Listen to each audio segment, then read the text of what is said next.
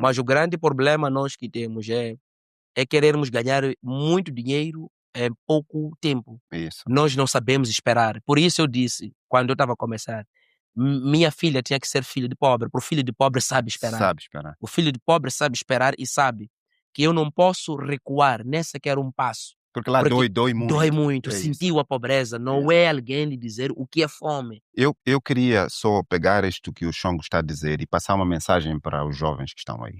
Ele falou de consultoria, eu faço até hoje muitas consultorias. Muito bem, eu sei ok? muito bem. Já nos encontramos no aeroporto, mesmo agora, várias vezes. Exato. Caríssimo, eu vou dar o mínimo para nós, assim, na fase em que estamos, são $500 dia. Para eles Exatamente. saberem. Exatamente. $500 É isso mesmo. americanos dia. É isso mesmo. $500 americanos, estamos a falar de cerca de 32 mil Mil meticais meticais por dia.